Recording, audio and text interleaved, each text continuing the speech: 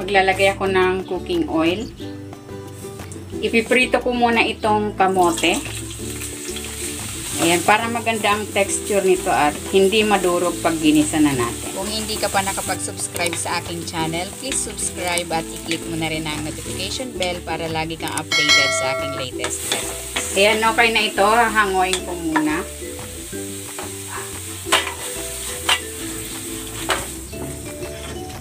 And then, isasangkot ko muna itong giniling.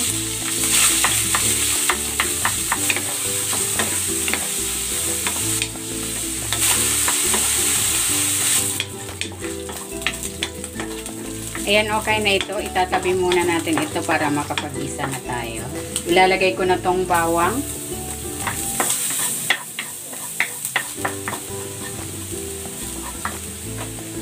At ang sibuyas.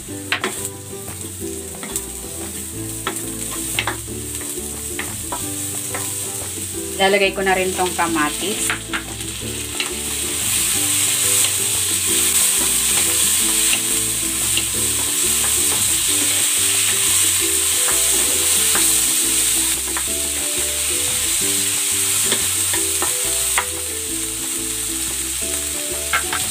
Itimplahan ko ito ng asin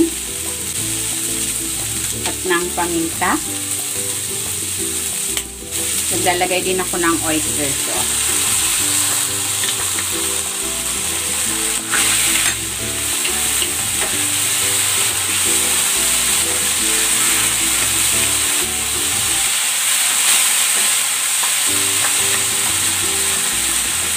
Lalagay ko na tong carrots.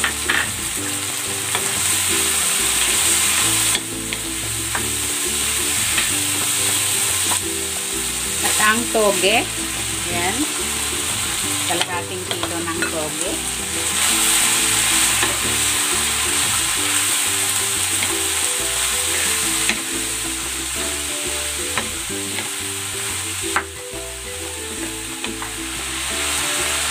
Lalagay ko na rin itong pechay.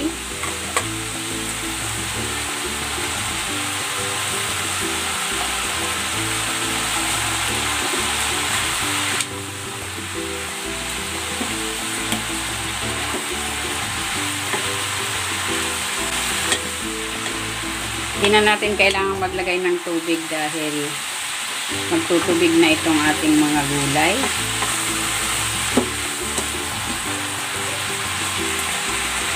Ilalagay ko na itong kamote.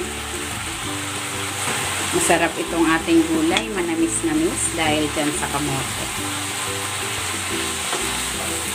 Tikman na natin. Medyo matabang pa, maglalagay ako ng patis. Pero nasa sa inyo kung anong gusto nyong pampalasa.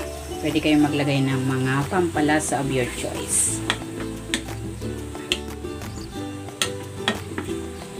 Maglalagay ako dito ng dahon ng sibuyas para mabango.